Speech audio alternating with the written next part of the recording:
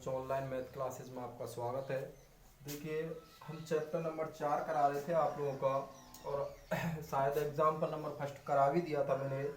Chapter number 4 शुरू कर दिया था आपका गणितीय आगमन सिद्धांत, और इसका एग्जाम्पल नंबर फर्स्ट शायद मैंने करा दिया था। ठीक है ना। इसी तरीके से देखो, इसमें एग्जाम्पल नंबर और फिर दोबारा से समझ लीजिए। चैप्टर नंबर 4 में 4 कथन होते हैं बस, यानी कि 4 स्टेप होते हैं, और इन 4 स्टेप से ही ये हो जाता है। पहला स्टेप यही होता है कि दिए गए कथन को, पहला जो स्टेप होता है वो होता है दिए गए कथन को क्या मान लेते हैं हम, Pn। ठीक है ना। दूसरा कथन ये होता है कि दिए गए कथन को हम n बराबर 1 के लिए सत्य सिद्ध करते हैं। तीसरा कथन ये होता है कि उस दिए गए कथन को हम n बराबर m के लिए सत्य मान लेते हैं। देखो, एग्जाम्पल नंबर 1 ही कराया है मैंने, इसलिए आप यहाँ n बराबर m भी मान सकते हैं या k भी मान सकते हैं, एक ही बात है। ठीक है ना, कोई प्रॉब्लम नहीं है। आपकी बुक में k मान रखा है, लेकिन इससे पहले जो था उसमें m माना था। ठीक है ना, तो k मान लो m मान लो, एक ही बात है। के लिए सत्य मान लेते हैं। ठीक है ना, सत्य मान लेते हैं। इसके बाद चौथा जो था वो था n बराबर k+1 के लिए। ठीक है ना, तो हो सकता है मैं k+1 लिखूंगा मैं यहाँ से आगे। ठीक है ना, तो कोई प्रॉब्लम नहीं है। नई बुक में k+1 दिया है, और इससे पहले वाली जो बुक थी वो थी m+1 और m के लिए, तो k+1 लिख दो, कोई फर्क नहीं है। ठीक है, m लिख दे तो भी कोई प्रॉब्लम नहीं है। तो इसके लिए हमें सत्य सिद्ध करना था भाई। ठीक है ना, और एग्जाम्पल नंबर मैंने 1 करा भी दिया था। अब मैं एग्जाम्पल नंबर 2 बता रहा हूँ भाई। एग्जाम्पल नंबर 2 देखिए, आपसे कह रहा है एग्जाम्पल नंबर 2 की सभी धन पूर्णांक n के लिए सिद्ध कीजिए। आपको जो कथन दिया हुआ वो दिया हुआ 2 power n is greater equal n। ठीक है ना, तो पहला स्टेप वही, पहला स्टेप क्या है भाई, पहला स्टेप है आपका कि इसको मान लीजिए आप। पहला स्टेप सबसे पहले हम मानते थे कि इसको हम Pn मान लेते थे, तो Pn 2 power n is greater equal n। ठीक है ना, पहला स्टेप कंप्लीट हो गया। इसके बाद हम क्या कहते थे कि n बराबर 1 के लिए, तो फॉर n = 1 के लिए सत्य सिद्ध देखते थे। तो n = 1 के लिए देखो 2 पावर n की जगह 1 रख दिया इज ग्रेटर इक्वल 1, तो ये हो जाएगा तुम्हारा 2 इज ग्रेटर देन 1। तो ये सत्य है या नहीं बताओ। इसका मतलब है 2 बड़ा है 1 से, तो 2 बड़ा होता है 1 से, तो आप लिख सकते हैं अतः n बराबर 1 के लिए कथन सत्य है, कथन सत्य है। ठीक है ना, n बराबर 1 के लिए कथन सत्य हो गया। अब इसके बाद तीसरा जो स्टेप था, अब हम क्या कहते थे, मान लेते थे कि माना दिया गया कथन n बराबर m या k के लिए, ठीक है मैं k मान रहा हूं यहाँ पे, k के लिए सत्य है। m मान लो k मान लो, कोई फर्क नहीं है। तो ये n बराबर k के लिए सत्य है, तो हम क्या लिख सकते हैं, p ऑफ n की जगह क्या लिखेंगे, k। ये हो जाएगा तुम्हारा 2 पावर k और इज ग्रेटर इक्वल k। इसको मान लिया मैंने समीकरण नंबर 1। ठीक है ना। अब देखिए भाई, अगला हो जाएगा तुम्हारा, अब हम क्या स्टेटमेंट लिखते थे बताओ। हम स्टेटमेंट लिखते थे कि मान लेते थे कि माना, या फिर हम ऐसे लिखते थे, तब हम सिद्ध करेंगे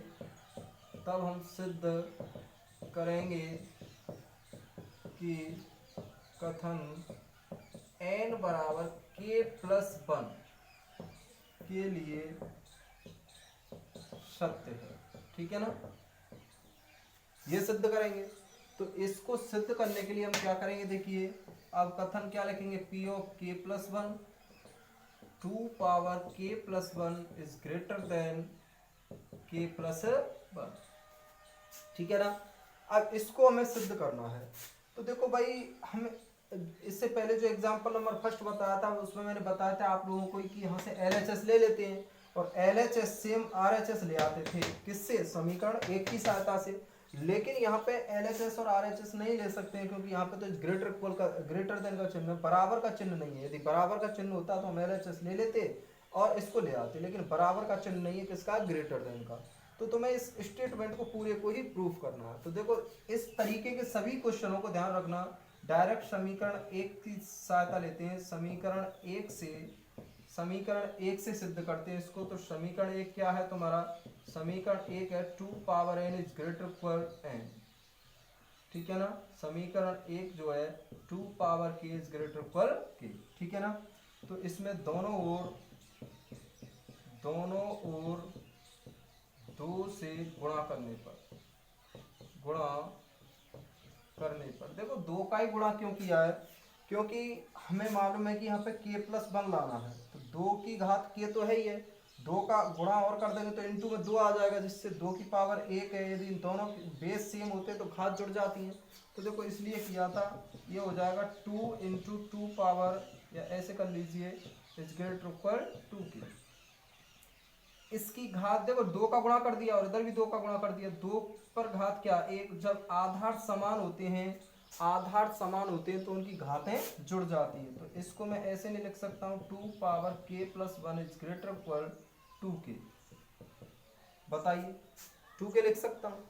मुझे एक बात बताओ, यहाँ पे ये जो 2 पावर k+1 लिख दिया हमने इज ग्रेटर इक्वल 2k को मैं k+1 k+k लिख दूँ तो कोई प्रॉब्लम है, k+1 k+k। अब मुझे एक बात बताओ, ये k जो है ये हमेशा बड़ा होगा किससे, k+1 से हमेशा बड़ा होगा। देख लीजिए, कुछ भी रख लीजिए यहाँ पे। देखो एक तो रखेंगे नहीं, क्योंकि एक के लिए तो हम सत्य सिद्ध कर चुके हैं पहले ही, एक के लिए तो हमने सत्य कर दिया। लेकिन देखो यहाँ पर 2 रखिए k का मान, 2 और 2 4, और यहाँ पर रखेंगे 2 2 और 1 3, तो 4 बड़ा होता है 3 से। 3 रखेंगे तो 3 और 3 6, और यहाँ रह जाएंगे 4, तो ये बड़ा होता है। कुछ भी वैल्यू रख लीजिए, ये वैल्यू हमेशा बड़ी होगी इससे। जब ये वैल्यू इससे बड़ी है तो ये वैल्यू जो है वो भी इससे बड़ी होगी। भाई ये वैल्यू तो सबसे बड़ी है ही है, ये वैल्यू तो सबसे बड़ी है ही है, तो ये वैल्यू इससे तो बड़ी है ही है, लेकिन इससे भी बड़ी होगी। तो आप लिख सकते हैं अतः 2 power k+1 is greater than k+1, ठीक है ना। और आपका जो स्टेटमेंट है वो पूरा एक ही लिखना है सब में, वो स्टेटमेंट आप लोग लिख लेना। अर्थात गणितीय आगमन सिद्धांत से लिया गया कथन सत्य है, ठीक है ना, ये चीज लिख देना। अर्थात गणितीय आगमन या दिया गया कथन गणितीय आगमन सिद्धांत से सत्य है, ठीक है ना। ये स्टेटमेंट आप लोग सभी में लिखना है। एक बार मैंने पहले एग्जाम्पल में लिखा दिया, वही आप लोगों को लिखना है, क्या कि दिया गया कथन गणितीय आगमन सिद्धांत से सत्य है, ठीक है ना। तो ये स्टेटमेंट वो नीचे लिख देना। ये था तुम्हारा एग्जाम्पल नंबर 2, बिल्कुल सिंपल सा था, लेकिन ध्यान रखना वो बराबर वाले क्वेश्चन तो आप लोग आसानी से यहाँ से सिद्ध कर लेते हैं, लेकिन बराबर वाले आसानी से हो जाते हैं। ये ग्रेटर देन वाले ये इस तरीके से समीकरण 1 से सिद्ध होते हैं। सबसे पहले समीकरण 1 लेते हैं, इस तरीके के क्वेश्चन और भी आएंगे काफ़ी, ठीक है ना। तो ध्यान रखना ग्रेटर देन और लेस इक्वल वाले में समीकरण 1 यूज होता है सबसे पहले, ठीक है ना। तो ये था तुम्हारा 2। अब देखिए तीसरा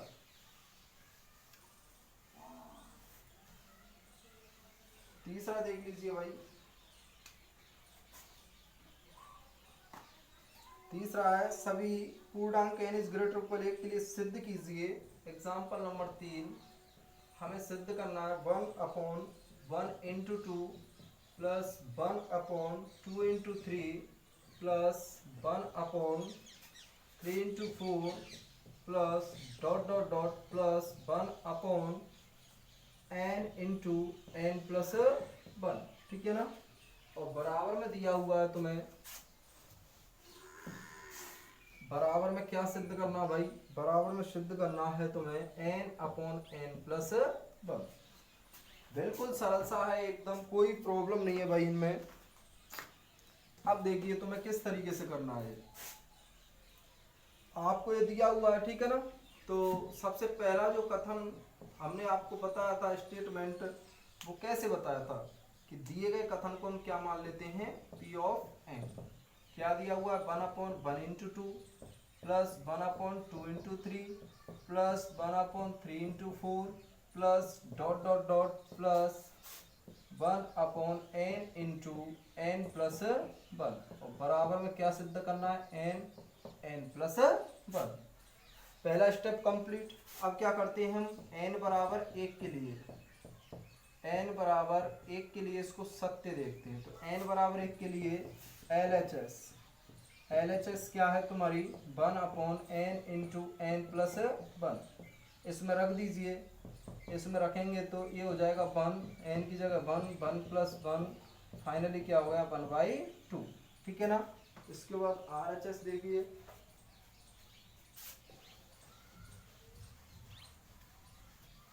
RHS देखो, RHS भी निकालेंगे यहाँ पे। RHS क्या है तुम्हारा, n/n+1 रख दीजिए इसमें 1, 1 + 1, तो फाइनली क्या आ गया 1/2। तो आप लोग लिख सकते हैं अर्थात LHS बराबर RHS अतः n बराबर 1 के लिए कथन सत्य। ठीक है ना। ये लाइन सब में लिखनी है तुम्हें, LHS बराबर RHS अर्थात n बराबर 1 के लिए दिया गया कथन सत्य है। अब तीसरा जो स्टेप है वो सेम है, देखो सेम प्रोसीजर है, कोई प्रॉब्लम नहीं है। अब हम मान लेंगे, माना दिया गया कथन n बराबर k के लिए सत्य है, ये हमने मान लिया। तो n बराबर k के लिए सत्य है, तो p ऑफ n की जगह क्या लिखेंगे k, और सवाल हो जाएगा तुम्हारा 1/1 × 2 plus 1/2 × 3 plus 1/3 × 4 plus dot dot dot plus 1/n की जगह क्या आ जाएगा k × k+1। ठीक है ना। और बराबर में आ जाएगा k/k+1। इसको डाल देते हैं हम समीकरण नंबर 1। स्टेप नंबर 3 कंप्लीट हो गया। ठीक है ना। स्टेप नंबर 3 कंप्लीट हो गया। अब क्या करते हैं हम बताइए। अब जो मेन काम होता है वो यही होता है, चौथा स्टेप। ठीक है ना। चौथा स्टेप जो होता है वो होता है तुम्हारा मेन काम। देखिए भाई, अब क्या लिखेंगे, तब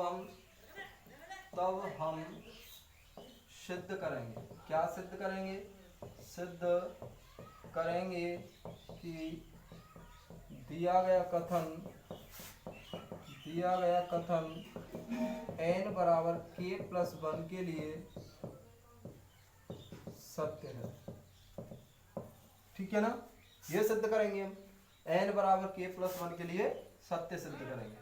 तो p ऑफ ये हो जाएगा k+1 1/1 × 2 plus 1/2 × 3 plus 1/3 × 4 plus dot dot dot plus 1/। आप देखो k की जगह k+1 आएगा तो ये हो जाएगा k+1 और k+1+1। ठीक है ना। बराबर में हो जाएगा तुम्हारा k+1 अपॉन k+1+1। इसको जब दोबारा से एक बार मॉडिफाई करके लिखेंगे तो p of k+1 1 × 2 plus 1/2 × 3 plus 1/3 × 4 plus dot dot dot plus 1/k+1 और ये हो जाएगा तुम्हारा k+2 बराबर ये हो जाएगा तुम्हारा k+1 अपॉन k+2। अब देखो इसमें बराबर का चिन्ह आप लोगों को दिया हुआ है, तो आपको अब ये सिद्ध करना है। सिद्ध करने के लिए अब क्या लेंगे, सबसे पहले LHS ले लीजिए। LHS है LHS ले लीजिए तो 1/1 × 2 plus 1/2 × 3 plus 1/3 × 4 plus dot dot dot plus 1/k+1 और ये हो जाएगा तुम्हारा k+2। ठीक है ना। LHS ले लिया हमने। अब मैंने तुम्हें एक बात बताई थी कि भाई LHS लेने के बाद इससे जस्ट पहला वाला पद और लिखते हैं हम। जस्ट पहला वाला पद लिखिए, या तो इसमें से एक एक कम करके लिख दीजिए, एक एक कम करके, और एक एक कम करके नहीं लिखे तो इसको लिख दिया करो डायरेक्ट। ये चीज़ बताई थी मैंने तुम्हें। तो लिखिए ये हो जाएगा 1 × 2 plus 1 2 × 3 plus 1 3 × 4 plus dot dot dot plus इससे पहला वाला पद क्या हो जाएगा 1/k, एक कम कर दिया, इसमें से एक कम करेंगे तो कितना हो जाएगा k+1। ठीक है ना। या फिर इसको लिख दिया करो, और ये तो है ये तुम्हारा 1/k+1 और k+2। ठीक है ना। ये चीज ध्यान रखना। मुझे एक बात बता सकते हो आप लोग, यहाँ से लेके यहाँ तक समीकरण 1 से क्या वैल्यू रखेंगे बताओ। समीकरण 1 से समीकरण 1 से हम वैल्यू रख देंगे यहाँ पे, क्या रखेंगे बताओ। समीकरण 1 से हम वैल्यू रख देंगे यहाँ से लेके यहाँ तक, वैल्यू देखो यहाँ से यहाँ तक की क्या रख देंगे, हम वैल्यू रख देंगे के अपॉन के प्लस वन, और प्लस ये वाला जो है उसको लिख दीजिए वन अपॉन के प्लस वन और के प्लस टू, ठीक है ना। ये हमने वैल्यू रख दी भाई, कहाँ से लिख सकते हो, वैसे तो लिख दिया और लिख दिया करो समीकरण नंबर 1 से। समीकरण 1 से यहाँ पे हमने वैल्यू रख दी भाई, इसको सॉल्व करो आगे। मैंने तुम्हें बताया था सबसे पहले कॉमन ले लिया करो, कॉमन आ रहा हो तो देखो यहाँ से कॉमन क्या आ रहा है, कॉमन आ रहा है के प्लस वन, ये तो कॉमन आ रहा है नीचे से, यहाँ तो रह गया ओनली के और यहाँ रह गया वन अपॉन के प्लस टू, ठीक है ना। जो कॉमन आता है उस कॉमन खींच लिया करो पहले। अब देखिए भाई यहाँ से आगे इसको जब सॉल्व करेंगे एलसीएम लेके तो आपका RHS आ जाएगा। RHS ध्यान रखना आपका कौन सा, देखो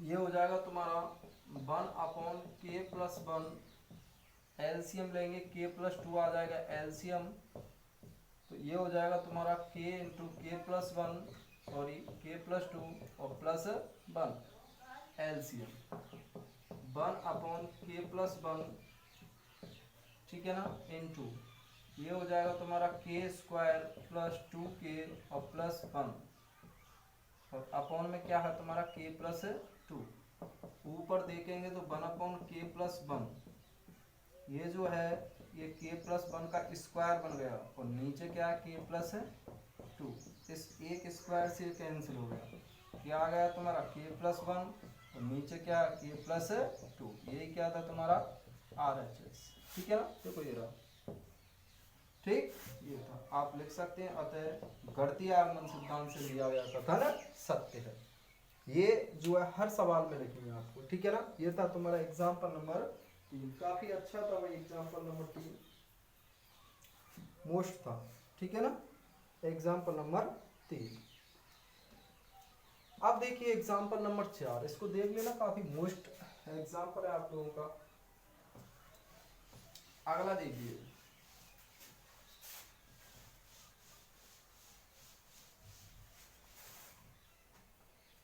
अगला है तुम्हारा एग्जाम्पल नंबर 4, प्रत्येक धन पूर्णांक के लिए सिद्ध कीजिए। आपको सिद्ध करना है 7 power n minus 3 power n 3 power n, ये 4 से भाज्य है, ये सिद्ध करना है आप लोगों को, 4 से भाज्य है, ठीक है ना। काफी अच्छा है क्वेश्चन भाई, 4 से भाज्य है। मुझे एक बात बताइए यहाँ पे, सबसे पहला जो स्टेप है P ऑफ n, ये एग्जाम्पल नंबर है 4, P ऑफ n हम मानेंगे 7 power n minus 3 power n और 4 से भाज्य है, ठीक। सबसे पहले n बराबर 1 के लिए, n बराबर 1 के लिए, तो n बराबर 1 के लिए सिद्ध कीजिए 7 पावर n की जगह 1 माइनस 3 पावर 1, क्या है 4 से भाज्य है, क्या 4 से भाज्य है, देख लीजिए 4 से भाज्य है या नहीं, लास्ट में लिख देना इस चीज को। तो ये तो हो गया 7 माइनस 3 यानी कि 4, तो 4 से भाज्य है, होता है 4 से भाज्य, ठीक है ना, लिख सकते हैं 4 से भाज्य है। आप लिख सकते हैं अतः दिया गया कथन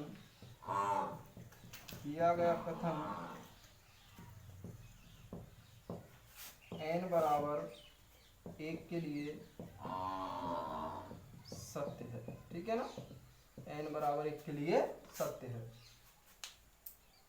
n बराबर 1 के लिए सत्य है। तो अब चौथा जो स्टेप, तीसरा जो स्टेप बताया था, क्या कहते थे कि माना दिया गया कथन n बराबर k के लिए सत्य है, k के लिए सत्य है, ठीक है ना, k के लिए सत्य है, तो P ऑफ n नहीं लिखेंगे, क्या लिखेंगे k, 7 power k minus 3 power k, ठीक है ना, और ये 4 से मान लीजिए 4 से ये 4 से ऐसे मान लीजिए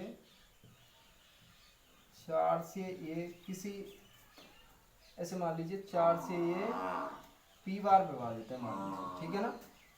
या मान लीजिए या लिख सकते हैं माना 4 से ये पी बार विभाजित है। कहने का मतलब है कैसे, देखो इसको अभी तो 4 बराबर में आएगा, ये बराबर 4 पी माना 4 से यह पी बार विभाजित है, पी बार विभाजित है। देखो ये स्टेप तुम्हारी विभाजित है, विभाजित है। इस तरीके के क्वेश्चन बहुत सारे आएंगे, ध्यान रखना। 4-5 क्वेश्चन आएंगे इस तरीके के, तो इनको ध्यान रखना। देखो ये कैसे आया है, मैं यही तो कह रहा हूँ कि 7 पावर के माइनस 3 पावर के, ये 4 से कितनी बार विभाजित मान लिया हमने, पी बार। तो देखो मैंने ऐसे लिख दिया, ये विभाजित है किससे, 4 से, कितनी बार मान लिया मैंने, पी बार। अब पी फिक्स पता नहीं हमें विभाजित है या नहीं भी, लेकिन हमने मान लिया कितनी बार, पी बार विभाजित है। यदि विभाजित नहीं होगा तो LHS not equal to RHS वाला सिस्टम लग जाएगा, ठीक है ना। तो ये 4 को मैंने इधर भेज दिया, तो क्या आ गया तुम्हारा, ये तो हो जाएगा 7 पावर के 3 पावर के बराबर हमने 4p ऐसे लिख दिया, ठीक है ना, इस तरीके से। तो ये स्टेटमेंट मैंने मान लिया, क्योंकि हम मानते हैं कि ये के लिए सत्य है, तो हमने मान लिया कि ये 4 पी बार विभाजित है, ये संख्या 4 से। तो ये ऐसे लिख दिया इस तरीके से, समझ में आ गया ना। इसको लिख देंगे हम समीकरण नंबर 1।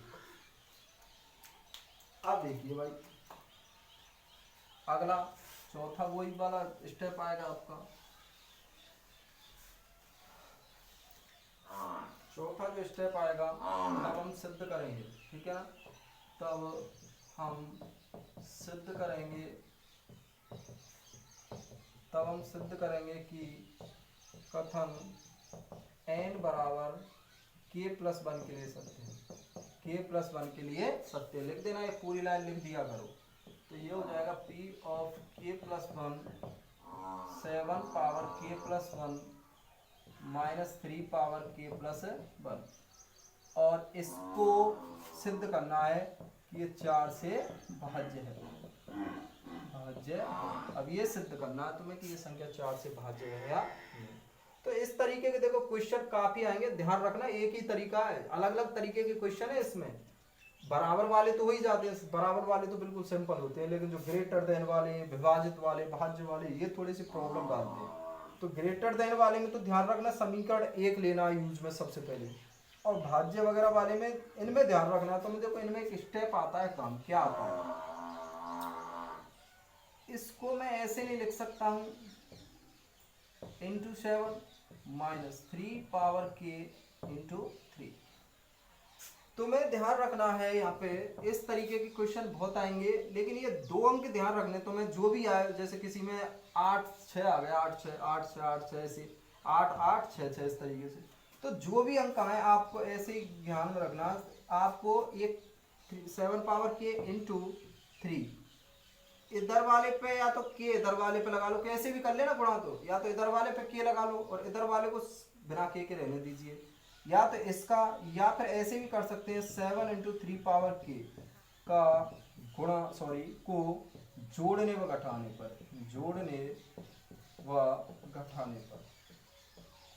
ये स्टेप ध्यान रखना है, समझे या नहीं समझे। एक पे के ले लीजिए, ध्यान रखना पहले वाले पे के ले लिया करो और दूसरे वाले को ऐसे के ऐसे, तो जोड़ने व घटाने पर, ठीक है ना। जोड़ो घटाओ ये सब में ही करना है, ठीक है ना। ऐसे नहीं कि इसमें भाज्य वाले सवालों में सब में इस तरीके से ही करना है। तो जोड़ दीजिए, ये तो हो जाएगा 7 पावर के इंटू 7 माइनस 3 पावर के इंटू 3। एक बार तो ये जोड़ दिया 7 पावर के इंटू 3 और एक बार घटा दिया 7 पावर के इंटू 3, ठीक है ना। अब मुझे एक बात बताओ, यहाँ से मैं यहाँ से कॉमन ले लूँ तुम्हारा, इससे और इससे। देखो कॉमन हिसाब से लेना है तुम्हें। अब कोई ये कहे सर इनसे ही क्यों कॉमन ले रहे हैं, इनसे क्यों नहीं ले रहे कॉमन, इन दोनों से। तो देखो ये तुम्हें कॉमन में विशेष ध्यान रखना होगा, क्योंकि हमें 4 से भाज्य बताना है संख्या को, 4 से भाज्य बताना है। तो इस तरीके से कॉमन लेना कि 4 आने की कोशिश करना है तुम्हें। तो देखो हम इसमें से कॉमन लें तो 7 पावर के कॉमन आ जाएगा, तो और ये हो जाएगा 7 और प्लस 3, 10 हो जाएंगे। तो 10 4 से विभाजित नहीं होगा, तो आपको 4 बनाने की कोशिश करनी है जितनी हो जाए। अब इधर देखिए, जैसे मैं कोई कहे कि सर इसमें से कॉमन लेने से क्या व्यवस्था बन रही है, तो इसमें से देखो कॉमन ले रहा हूँ मैं, ठीक है ना, इसमें से और इसमें से 7 पावर के मैंने कॉमन ले लिया, ठीक। तो इधर तो रह गया 7 और इधर रह जाएगा -3, ठीक है ना। देखो यहाँ से क्या व्यवस्था बन रही है कि जैसे मैंने ले लिया 3 कॉमन आ रहा है, 3 कॉमन आ रहा है, तो पहले मैं एक प्लस वाली संख्या लिख रहा हूँ 7 पावर के, और फिर माइनस वाली लिख रहा हूँ 3 पावर के। ये ऐसे क्यों आया, क्योंकि इस हमें समीकरण 1 बनाने की कोशिश करनी है, ध्यान रखना समीकरण 1, क्योंकि ये समीकरण 1 जो है वैल्यू यूज होगी। आप इसमें से और इसमें से कॉमन लेते तो फिर ये समीकरण 1 नहीं बन पाता कैसे भी, ठीक है ना। तो ध्यान रखना समीकरण 1 भी यूज करना है, तो उसी हिसाब से कॉमन सोमन लेना है आपको। देख के ये हो जाएगा 7 पावर के इंटू ये कितना हो जाएगा 4 प्लस 3 इंटू इसका मान कितना हम पहले ही निकाल चुके हैं, कितना है 4p। यहाँ लिख सकते हैं समीकरण 1 से, ठीक है ना, समीकरण 1 से, समीकरण 1 से। मुझे एक बात बताइए भाई, मैं यहाँ से 4 कॉमन नहीं ले सकता हूँ? 4 कॉमन ले लूँ तो ये तो हो जाएगा तुम्हारा 7 पावर के बचा है यहाँ पे, प्लस यहाँ पे क्या बचा है 3p। मुझे एक बात बताइए, अब ये संख्या 4 से विभाजित है या नहीं? देखो कोई भी संख्या हो कितनी भी बड़ी, जैसे 4 है, 4 इसके इनटू में है और इसमें इधर कितनी भी बड़ी संख्या लिख दो। अब ये तो कोई संख्या है, पता नहीं कौन सी संख्या, कितनी बड़ी संख्या, छोटी है, नेगेटिव है, पॉजिटिव है, कुछ भी हो सकती है, कोई संख्या है ये तो। लेकिन 4 का गुणज है, तो 4 का गुणज यदि कोई भी संख्या होती है तो वो 4 से विभाजित होगी या नहीं होगी, बताओ, होगी ना। 4 का गुणज हमेशा 4 से विभाजित होता है। तो ध्यान रखना, जिससे विभाजित की कहे वो तुम्हें कॉमन लेने की कोशिश करनी है, ठीक है ना। तो ये संख्या 4 से विभाजित होगी, आप लोग लिख सकते हो। इसको बड़ी कुछ और मान लीजिए, 4 इंटू इस पूरी संख्या को मैंने मान लिया p डैश, ठीक है ना। आप लोग लिख सकते हैं जो कि 4 से विभाजित है, जो कि 4 से विभाजित है, विभाजित 4 से विभाजित है। और पूरा स्टेटमेंट लिख देना आता है, गणितीय आगमन सिद्धांत से लिया गया सवाल सत्य है या लिया गया कथन सत्य है। तो बताओ यहाँ तक किसी को कोई प्रॉब्लम हो तो, ठीक है ना। इनको एक एक बार जब सवालों को कर लेंगे तो कोई प्रॉब्लम नहीं आएगी, ठीक है ना, सब समझ में आ जाते हैं। एक एक बार रिवीजन हो जाएगा तब कोई प्रॉब्लम नहीं आएगी। बताइए भाई, ये चीज समझ में आई या नहीं आई? ये तो कोई संख्या है, कितनी भी बड़ी संख्या हो सकती है, लेकिन वो 4 का गुणज है। जैसे मैं कहूँ आपसे 12 है 12, तो मैं इस 12 को ऐसे नहीं लिख सकता हूँ। अब ये संख्या कुछ भी हो भले ही, लेकिन ये 4 का गुणज है या नहीं, तो ये 4 से विभाजित होगी। देखो 4 से कट गया 3 बार।